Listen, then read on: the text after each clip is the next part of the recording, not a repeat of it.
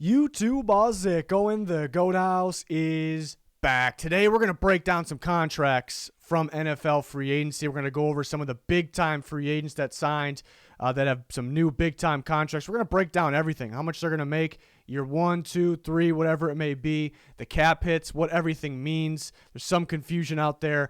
When the player could potentially be cut, how much the team could save. Something new this year, I do see fans and maybe some writers of teams trying to change contracts like, no, it's not really this, it's really that. It's pretty damn misleading and actually inaccurate in my opinion. And everyone that, doesn't really know how the cap works, how the contracts work, or they're kind of taking it, run with it. It's pretty inaccurate in my opinion. So we're going to break it down. We're going to focus on the big-time free agents here with the big-time money earned. We can do another one of these videos if you guys want. You can recommend players you want me to break down their contracts.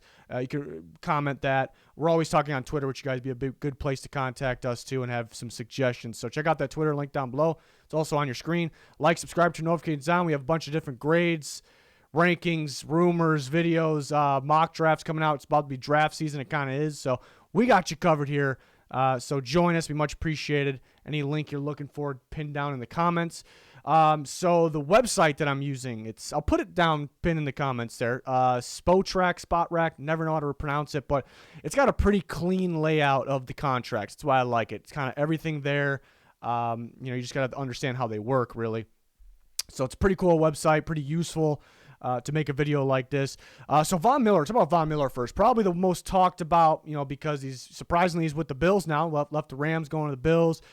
6 years, $120 million. So there's a lot of controversy with that. A lot of arguments. People on both sides probably wrong a little bit of those arguments, but it's talked about quite a bit. So take a look at the layout of this contract and trying to explain how this all works real quick. You got your base salary. It shows each year on the left. It's a pretty clean layout. It shows the age even of the player in each year. Base salary, signing bonus, roster bonus, workout, and the cap hit is all of that, what I just said, base, signing, roster, workout, combined. That creates your cap hit. Then you have your dead cap. So, if a player was cut or traded, how much is, dead, how much you cannot clear. It's pretty much how much is lost. And then the yearly cash. And this is where the first confusing thing happens to people. So say a guy like Rappaport tweets out that, and you see that first yearly cash. Let me get my little pen tool here. Yearly cash right here, 19.97 in year one. So let's say Rappaport tweets out, Von Miller will, and does this for and it's accurate, but he does it for everybody, almost everybody. Von Miller will earn 19.97 million in year one, and that's accurate. But I think people get confused, like he has a cap hit of 19.97 in year one. No, yearly cash really isn't cap hit there. So that's where it confuses people a little bit. Yearly cash in year one's always going to be more because let me highlight this. Here's the signing bonus. So Von Miller for an example, got an 18.52 million signing bonus. So he gets that. I didn't highlight the whole thing. It's all right. So right when he signs, Von Miller's going to get that signing bonus. And that plays a part of the yearly cash. But when it comes to cap hit or putting it, in the books, you actually spread out the signing bonus. So even though he pockets that money right now, there's your signing bonus. All of that, you spread it out amongst the years that are on the contract. So that will actually equal the signing bonus. So it's a little different how much the player actually takes, from the signing bonus right away, and how teams are allowed to spread that out cap-wise. Because if the signing bonus was a cap hit, it'd be a giant cap hit in year one. Teams wouldn't be able to play ball, and then you would have very little cap hits, in the future, obviously. So that's how teams decide to divide it up there. So just to explain that real quick, that is plays a part in every contract, why people kind of get confused. And then the base salary is a 1.12 in the first year. That's the veterans minimum. So that they got him to have the lowest base salary, and players will tend to do that because, again, they get the signing bonus all up front in their pocket, so they're okay with having the cheaper base salary in year one, right? So to explain this, I think the main things you got to focus on are these right here: cap hit and dead cap. Cap hit, I look at it as, if you want to release or, if you want to cut a player, you can clear that cap hit, but not all of it sometimes. You can't clear if there's dead cap. So obviously the dead cap's going to be pretty high earlier in the years. Really don't have to focus on that because we know he's going to play for the Bills here in 2022. So I do with this one's a big problem. I think somebody said it, and now everybody's running with it. Somebody said this is going to be a 3-year, 50 whatever million deal. It's really not 6 years, 120. It's really 3-year, 50 whatever they came up with. And I'd say that's pretty misleading, and I'd say it's kind of inaccurate. So basically, and the potential out what it basically means is this is the first time he's not going to have more dead cap than cap hit. That doesn't mean it's ideal to get rid of him after that year. It doesn't mean it's good, great. Sometimes it is, So I think somebody figured out that after the 3rd year, the dead cap really drops. So really, it's only a 3-year deal. And I'm going to disagree with that. It can be, and it won't be the end of the world, but you still have it's a lot lower dead cap here in the 7.41. But that's still 7.41. So you take his cap hit, $21.205 million, and you minus 7.41 from it. So you can take your calculator, do that. Probably can do it in your head. And that's how much they clear. But uncleared is 7.41. So to me, that's kind of a lot of money. They could cut him. He's going to be 36 before that year, and they can clear a bit, but you still have 7.41 that's unclearable, that's kind of wasted because of this deal. So it's not really the way people act is like it's a 3-year deal, we're done, and then we save everything. No, it's definitely not. But I do look at after this year, I look at the 2026, and you see the much lower dead cap hit. So you would clear $20 million. You only have $3 million in dead cap, so that's where it's starting to look better. I'd say this because you can cut him before this year right here, right? It's not really ideal. It's not the greatest thing. But, to save that money and over him playing when he's 36, maybe it's the right decision. In the last year, almost, doesn't exist. They kind of just stash some money there. The 6th year there, because it's $30 million cap hit, 0 dead cap. I'd say it's very, very, very, very unlikely. If you want to call it it's a 6-year, 120. That's what it was announced. That's what it is. 6-year, 120 million. But you can very well call it a 5-year, 90 million because you minus that 30 that he's going to earn there. And I think that's just as accurate as calling it a 6-year, 120. So the question is, when can they get out of it? I don't love that talk when guys get this big free agent, like, when can he get out of it? That makes it feel like it's not a big signing, But they could get out of it after 3 years. There's some dead cap left out there. I'd say really after the 4 years. So you can kind of take that, your opinion. Do you think it's a good contract or not? Because you're going to be feeling like you're going to be you're definitely stuck with them for 3 years. So when he's 35 years old, a pass rusher at 35 that had some injuries, so you're definitely stuck with 3 years.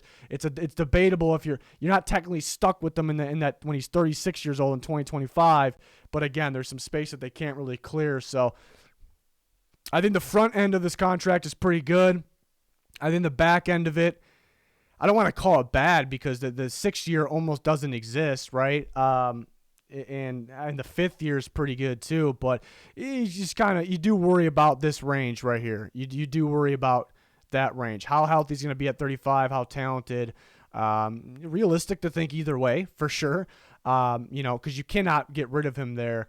And then this year you can, but 7.41 dead cap, which isn't a lot. You see much worse out there, but to have that because of that contract. So that's a better way of, realizing what this contract really is. I do see some false information out there with trying to change the contract, more of wishful thinking in a way. But again, when you get a big signing, is it really wishful thinking if you're trying to make we don't want him. We want him for 3 years for cheaper. It's I don't really love that talk, but that's what the contract is. This is all facts that what we're showing here. So again, I think the mistake people make is kind of just look at where's the first year where the dead cap is not more than the cap hit, and that's what the deal is. No. You're not clearing the whole thing. I think that puts misleading information out there that, it's 3 years and that's it. That's it. We got nothing else to worry about. No, it's not what it is there, So a little misleading.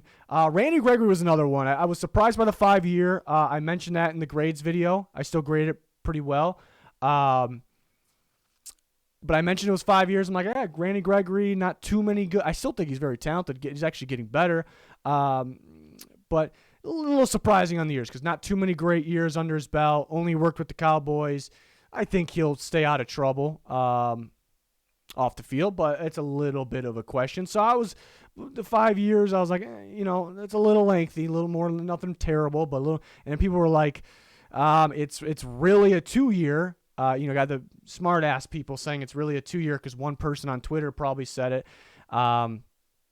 It's another one of those situations where it really can be, because you look at so a pretty good. Well, he didn't get a lot of signing bonus actually. Whereas the signing bonus is up here at $10 million. So you spread again, 2, 4, 6, 8, 10. That equals 10. You can spread. Explain that again. You can spread it out. That's why the yearly cash is more. It's why yearly cash and cap hit really don't go together. To explain that again, because again, all these players are getting the signing bonus. They sign, they get that money, but the cap hit spreads it out, so they're not actually getting paid only $2 million for signing bonus now, $2 million next year. No, they're getting the $10 million now. And then they're not getting the 2 in the future. So to explain that again, so signing bonus was pretty low, actually. So that's good on the Broncos. I'm sure they probably try to negotiate this down to the veterans minimum, which is 1.12. But probably a pretty good agent there. And because the signing bonus was low, that they got it at 4. They were just trying to match the Cowboys offer at the same time. So I thought that was interesting. Nothing bad or good at all about that. Just thought it was interesting. So cap hit's only $6 million in year 1 because the Broncos had some work to do. They're paying a lot this year. They added Russ. I mean, you guys know the drill, what they did. So the second year, you won't be moving on from after that year. So, so you look at people calling it a 2-year deal, and it potentially could, because you do see. The dead cap is $6 million, which is still $6 million. If you release him, say he's not working out, say he's getting in trouble off the field, and you actually can bring that to the league and get out of the thing completely if you do something certain off the field, but that's another topic. Let's just say it didn't work out. They cut him. They clear $10 million. They have $6 million that they're unable to clear out there, just dead money because of this contract. Now, it's not the end of the world if they have to do that, but it's not ideal. It's $6 million because of this deal we did 2 years ago. And I'm not saying they need to be able to cut him at this year. 32 years old, I expect him to be playing at this point. I'm just trying to explain what this all means here. And then pretty similar here too, but a little less. $4 million, you clear 12 out of the 16, but again, $4 million left up dead because of this deal. So maybe not ideal, but again, nowhere near the end of the world. And then it's another step down here. It's $2 million. So you're never going to be able to get out of it completely unless he plays his whole contract. So it's going to be a different opinion for everybody. Is this a good contract? We definitely need him for this to be worth the signing. You definitely need him to be playing in these years. These years right here, I should have circled, in my opinion. I know you can save a little bit in that third year. It's not the end of the world, but to me, he's definitely going to be playing those years. So if you have to cut him after that, again, I don't think it's the end of the world. It's just your opinion on if you think, leaving 4 dead's good or bad. It's not I keep saying that, but it's not the worst thing, So that's what it is. It's a guy that he got $70 million, and some people I see some people that don't really like the contract because he got $70 million over 5 years. Hasn't really proven a whole lot. We know he's pretty talented though, so I think everyone's different on this one. But if he continues to progress and continues to play like he has, $16 million, it's pricey, but it's pretty good for a pass rusher, really, because the market's really going up every year, and it stays. I like the cap hit layout because it's pretty cheap in year 1. Honestly, they did restructure some contracts too. They didn't really need to make that first year that low, I don't think. They still got more plans, maybe. Maybe that's what that could mean. So they could have made that a little higher and then all of these lower. But I do like that it's a steady $16 million in there. It's like never getting ridiculous. There's so many of these contracts where it's like $6 million and 16, and whoa, where's this $22 million cap hit coming from this next year or the fourth year? So I do like that. That's a pretty good part of it there. It's This is one of those big wait and sees. Because what are we getting from Randy Gregory? What are we getting from this guy? Because we haven't seen a whole lot of Randy Gregory recently. So that's kind of one of those wait and sees. So again, I do like that the cap hit layouts there. I don't really agree with it. It can be a 2-year deal, but the people that say that with every contract, not just picking on maybe Broncos people or Broncos fans or anything like that. It's everyone, but people that kind of say, that it's really only a 2-year deal or 3-year deal, they're making it like that's a positive, but it's, if you're getting rid of them after that point and taking at least some dead cap, I don't think that's a positive. I think it didn't work out then. That's what I think. So I think that what people putting that out there and the way people are reacting from, I think it's pretty misleading. And it's kind of a new thing this year for some reason. So everyone's on that this year for odd reason. I didn't really think it was a problem last year too much. Another pass rusher, Chandler Jones. So we see a unique contract here. The Raiders signed Chandler Jones, and scroll down this contract. We see, we talk about the numbers and everything and what everything means and how the money's spread out and your captures. We talk about it all the time on Twitter. So you see me on Twitter talking about void years a lot, probably voidable years. And here's a great example of that, because the Raiders signed Chandler Jones and tacked on some void years down here. You see in orange, 25 and 2026. So really, it's a 3-year deal. It's a 3-year 51. See that up here? I circled a lot of stuff, but you guys see it. 3-year 51. But then they added on 2 void years. So that he's not under contract those years. He's still going to be a free agent. He's still under contract for the Raiders after 3 years. You create these void years to pay extra cap charges then just to spread out the money. So kind of going back to that signing bonus that we've been talking about for all these contracts. Signing bonus is $12 million, right? So normally 3-year deal, $12 million, you're going to get a signing bonus cap, in terms of the cap hit is going to be $4 million, $4 million, and $4 million, right? To equal 12 because it's a 3-year deal. If you add void years, it spreads it out even more. So it's cheaper per year in the signing bonus, which plays a part in the cap hit, right? And again, reminder that the player actually gets the signing bonus up front. So we got $12 million, just a way of spreading out the cap.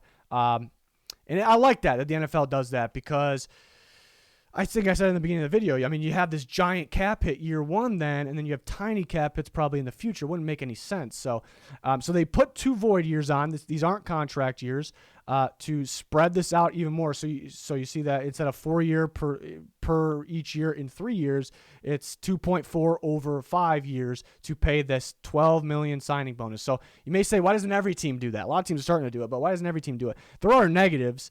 Number one, you're paying a $2.4 million cap hit for Chandler Jones when he's not playing for you in 2025, unless they extend him, but it would be what they pay him in an extension, which I don't think they will, 35 years old and 36 years old. What they pay him in an extension will be added on top of that. It doesn't disappear, and you can't restructure this money. You can't void it or anything like that. It's ridiculous. But so that's kind of the bad thing. You're paying your 2 years, you're paying, it's not the biggest cap hit, but cap hit for him while he's not playing for you. That doesn't feel good. And it feels like you're paying him for a long time. Like, we're 4 years in, 5 years in, we're still paying for Chandler Jones, right? So those are kind of the negatives, and it takes away cap from that year, obviously, because you're paying. So that's kind of the negative. The positive is you can save money now, spread it out a little bit. And it was a little surprising at the time because the Raiders had plenty of cap space. But then they went and got Devontae Adams as well. They're trying to make other moves as well. And they have tons of future cap space. So the 2.4 in the future won't feel too costly or anything like that. So we see a different type of contract here with the void years. And when teams restructure deals, a lot of times the Saints or the Eagles do it a lot. They'll restructure and create void years and push some of that money down. So basically, to summarize it, they'll take the base salary, drop it down to the minimum, and then you basically divide that difference between that year, because you still have to pay. You can't clear the whole entire thing.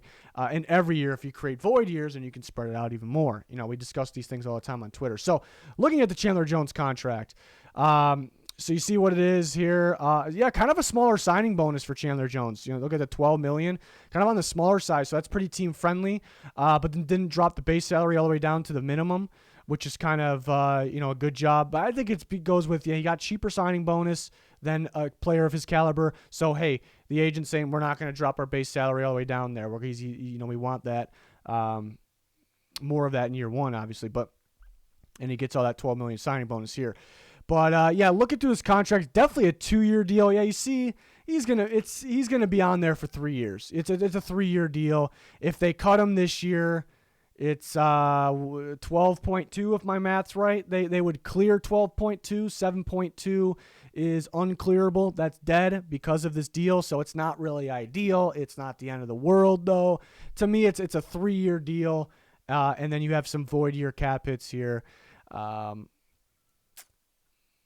It's a pretty good deal overall. I guess the downside would be if he's playing for you, because in this year, because it's maybe not worth it to clear 12. Would we rather have Chandler Jones or clear 12.2 million? It's probably going to be we rather keep Chandler Jones, right? But 34 years old, 19.4 is a pretty large cap hit for a player at 34 years old. So is it going to feel like that one specific year he's getting overpaid? Maybe. Not a prediction. I'm just saying maybe.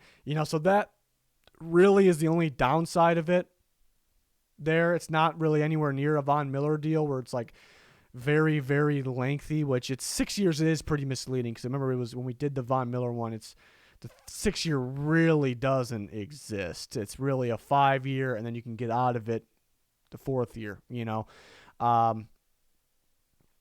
So, yeah, I thought that was interesting to look at because you see the void years there.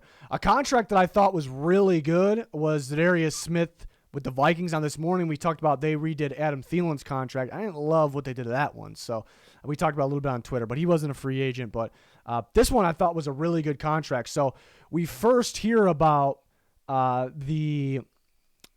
little pen tool keeps going away. 3-year, 42. So we hear that. And it's, what is that, 14 per year? Is my math right there? I shouldn't have to do that on the calculator. That's 14 per year. So we think 14 per year. I mean, I think most of us think Za'Darius Smith, when he's healthy, he's pretty damn good. He's probably worth more than 14 per year, but a little risky paying 14 per year for that, maybe for a little guy, because that is pretty pricey, even if it's a pretty good deal. So I think that's our original thoughts. I still think we all liked it, but that's the risk. But you look at the first year, which is a very small cap hit, and 3.343. So you got to think, okay, this has got to be very, very backloaded, right? But then you got it right around that 14 per year in the second year. But the dead cap is only 3.333, right? So if you cut him, you clear all of the 14.166 minus the 3.333, which isn't. It's a pretty low number, but it's not a great thing. So let's say he's injured after year one, and they're like, okay, this is not working out. He's injured. We cut him, and you only lose out on $3.33 million.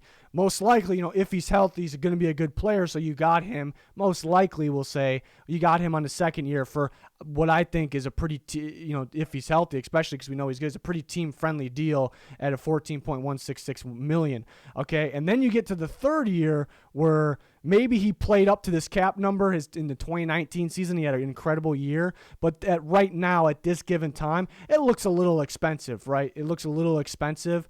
But then you only have the 1.66 dead cap, So maybe he's healthy after 2 years and playing his best ball, which we saw just a couple years ago. And maybe you want to pay him that cap hit. But if not, maybe you feel like he's declining or he's injured. I mean, you clear all of it but 1.66 million. So that, as you can see, it's a very good contract here on this one. It's ended up being a low-risk deal with a guy like Za'Darius Smith, which some thought, very good player, but maybe some risk. So, I thought that was a very good one on a 3-year deal here. So it doesn't really feel like 14 per year, really. It feels like that in one, the 1 year, So, and it potentially could be even more here in the third year, but it's really going to be easy, when that time comes, it's probably going to be an easy decision. Like, he's either playing great worth the 21.66, or hey, we'll clear pretty much all that money, the 20 million or so there. So, that I thought was a good contract.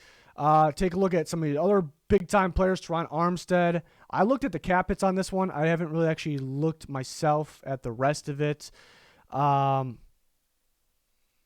So he got signing bonus, not too much there.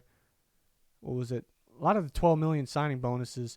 So yeah, he ended up being a little cheaper than expected. So the Dolphins, looking through this, do you call this backloaded? I guess you do, because of 3.99 in the first year, then you got 20, but then it's less than 20 the rest of the years here. This looks like a pretty good contract for the Dolphins, in my opinion. First glance here, so you see him take the. That's really, really good there. $12 million signing bonus. So he only got 2.4 per year, and he took the vets minimum in year one. I think that's pretty good. Very cheap. So they pretty much had to do this. I think some people question, do they really have to backload it after this year because they have they had cap space. What happened to that cap space? They made some moves. They had Tyreek Hill as well. So some pretty good planning there, because they had to save space on year one there. So pretty cheap there.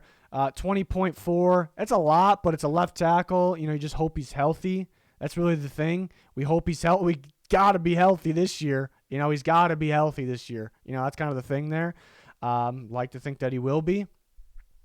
In the third year, I know there's probably some idiots out there. I shouldn't say idiots, because they a little harsh, but they could get out of it. You would save in that $9 million range, 7.2. It's not ideal, so that's why I don't want to call it a 2-year deal. It's not ideal, but you could, if he's just constantly injured, he's not good or something like that. But really, then it's a kind of a little bit lower of a cap hit. 4.8. Again, not ideal if you have to cut him. Only 2.4 this year, so that looks pretty good. But at the same time, like these numbers here that we're talking about, like we said, he has to be healthy this year. Just has to be healthy that year. Okay, it's only in year 2 though. That's only the second year.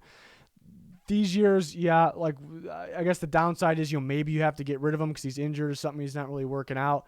Not ideal to leave that dead cap, there, but.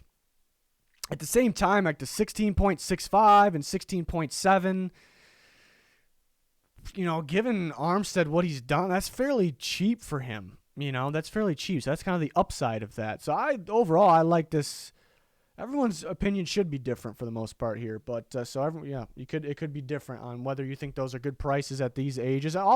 It's weird. Offensive linemen, they tend to last. Trent Williams has an injury problem, and he's playing maybe the best in football right now at his age. So could Armstead be healthier then? It's possible. It's possible. So I think it's a pretty good deal for the Dolphins there on Tyron Armstead. So like it. I haven't looked at the J.C. Jackson breakdown yet, so I'm doing this with you guys here. J.C. Jackson was one of the bigger signings of free agency here to the LA Chargers, and I knew with the contract straight up 5-year 82.5, we graded that.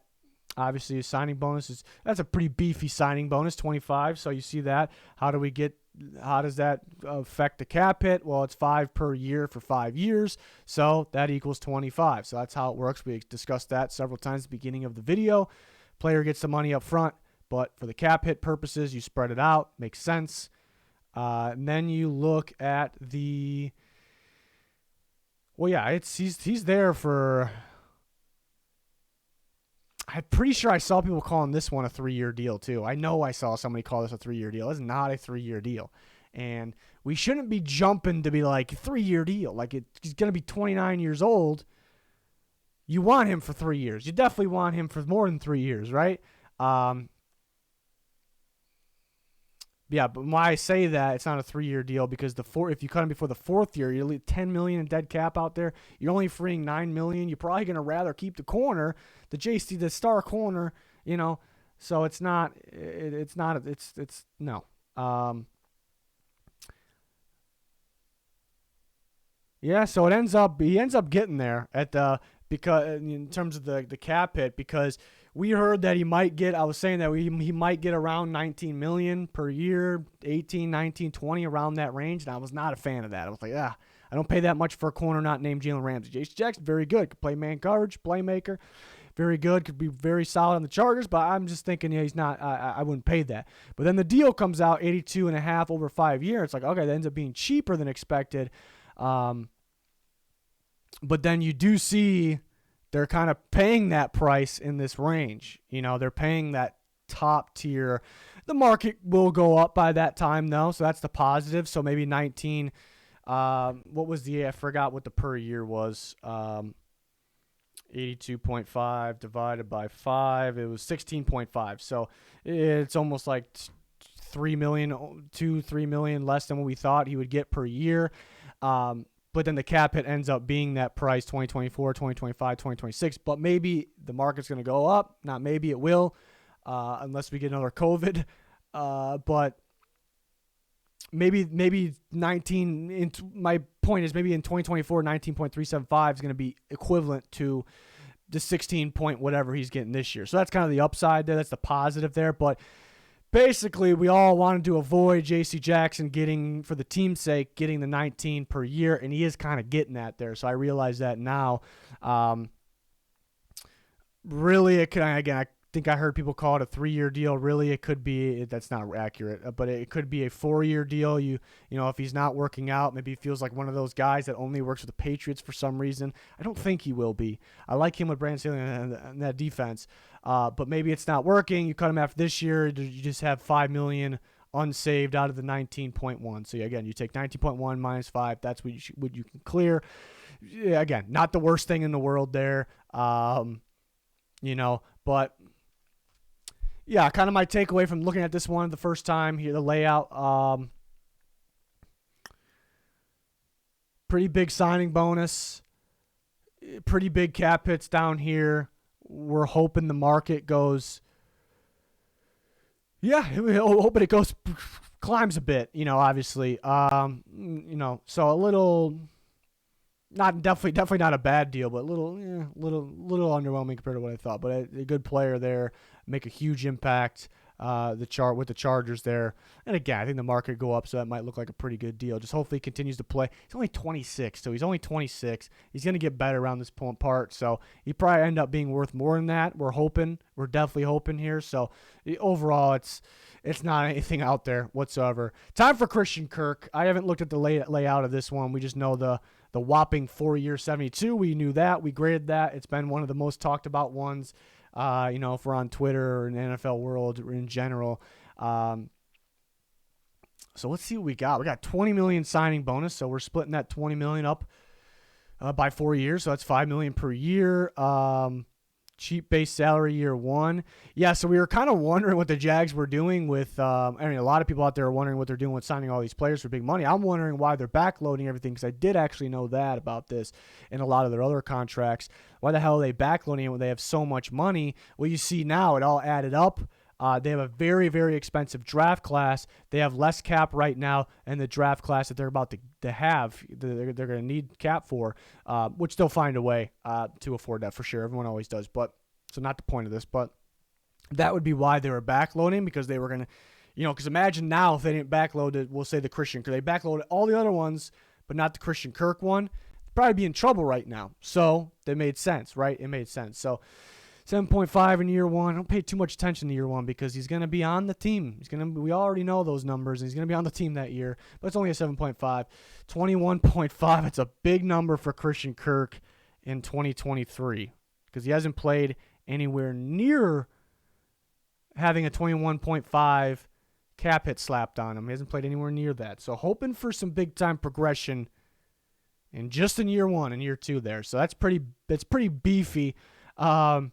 Year three, so you see those numbers. So yeah, it's 10 million dead cap. I'd imagine that he wouldn't be suggesting or thinking about, I should say, cutting him, because he's only going to be 28 years old. You definitely signed him to this 4-year, $72 million based off his potential, what he can be in your offense down the road, growing with Trevor Lawrence. So there is no way this is only going to be a 2-year deal. They're going to pay him this year right here. So then we look at this year, let's say that's a downside, though, because you're definitely going to be keeping him through this year. Is he going to be worth that 21.5? That's the thing. And you always could restructure and push the money back, but then you're going to be paying for, then you're going to be paying. So let's say, we could talk about that. So say we get to next year and 21.5 is just too damn much. We're not going to release him because we just signed him. He's got upside still. Want to see him grow. That's what we signed him for. We just need that cap number to go down.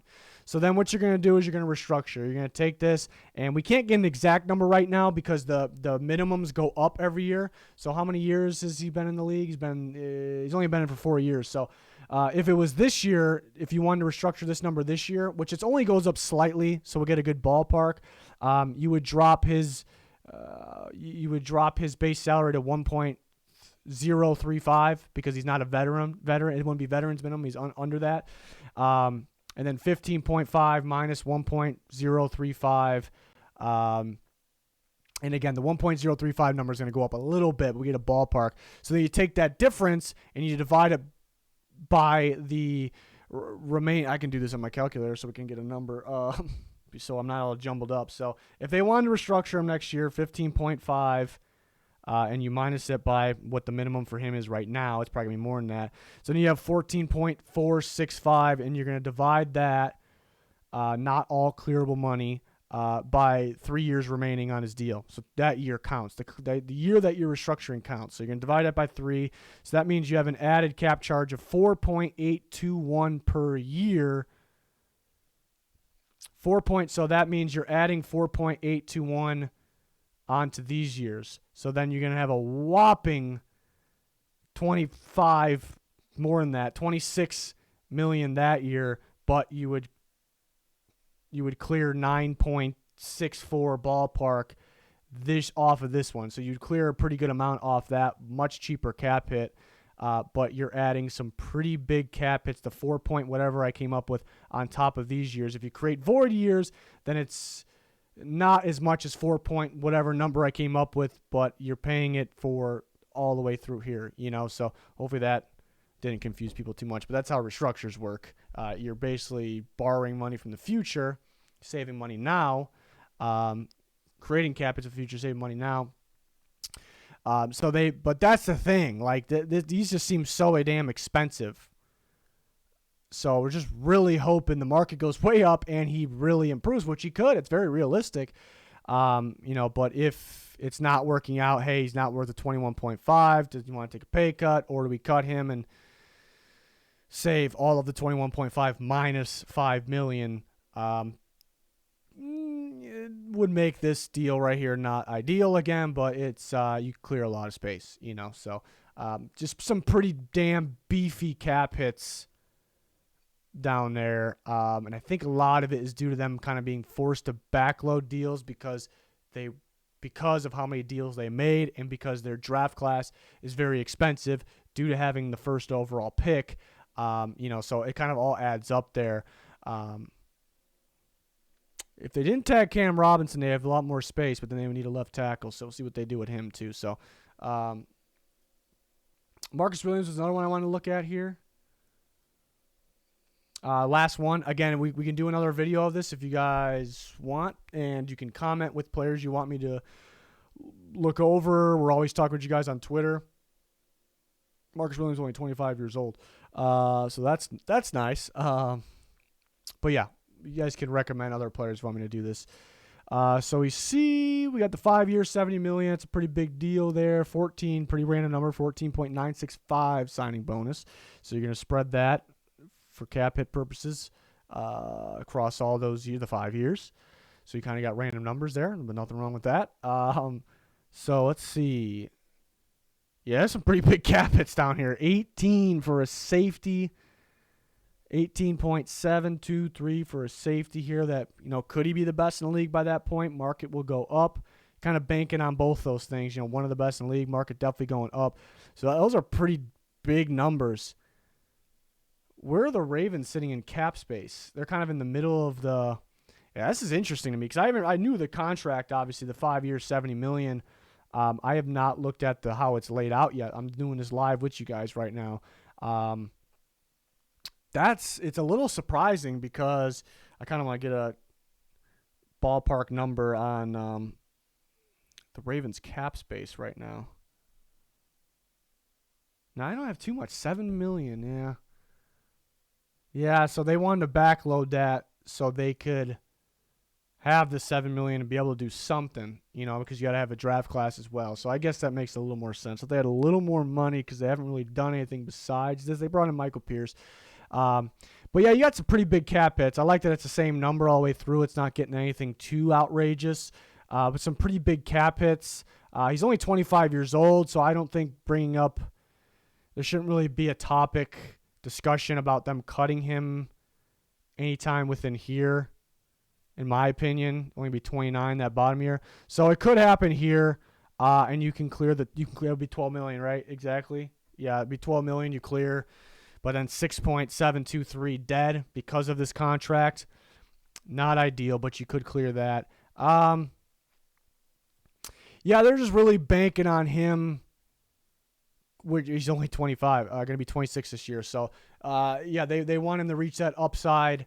And, the market going up, those things, very realistic. So then he could be worth that 18.723. That could really increase the market for some other safeties. Like, he's, the cap hit on him that year is this. Could that change things? I guess he's not getting paid in cash with that. But, yeah, it's interesting that number gets that high. It's kind of like the J.C. Jackson. I think it's pretty similar. The cap hits got a little larger than I would have predicted. In the later years there, so it's backloaded. So it kind of looks like they're still trying to sign Bobby Wagner, and then they got a draft class too, which shouldn't be too expensive. Or they save him for something else? Are they saving to trade up in the draft because it ends up being more expensive then? Maybe. I don't know. We'll see. So, yeah, pretty big contract, pretty big cap hits there for Marcus Williams. So, I just wanted to break those down and explain things. People will kind of get confused, thinking the contract's really a lot shorter when sometimes it can be, but I think people think that means they free everything. They don't lose any money. It's not really the case. And then people get confused, like I explained in the beginning of the video, when somebody reports they'll earn $16 million in year one. That's not cap hit. It has nothing to do with the cap hit because the signing bonus is factored in there, because signing bonus is paid to the player right then. But when it comes to cap hit, they're spreading out the signing bonus per each year that they signed him, which to me makes sense. Some people don't like how NFL contracts and cap works. I think it makes sense. Makes perfectly good sense. So that's my take on everything. So I can break down more. Some people are always asking about restructures. I kind of explained it with somebody, Christian Kirk there, which I think is a realistic restructure next year. But we can explain more of those things if people want. And then other free agents that sign, we can maybe some smaller contracts, because we went over kind of the bigger ones now. So we can do more. You just comment, talk to us on Twitter, because we're always on Twitter 24/7 pretty much. So, makes sense to contact us there. But we got all kinds of videos. They're a lot different than this. We got kind of rankings, grades, mock drafts. We're going to have all kinds of draft coverage coming out here. So we got you covered. So check all that out and join us for all that future content. Like, subscribe, turn notifications on. Follow us on Twitter. Link down below for anything you're looking for. That's going to do it. Thanks for watching. Goodbye.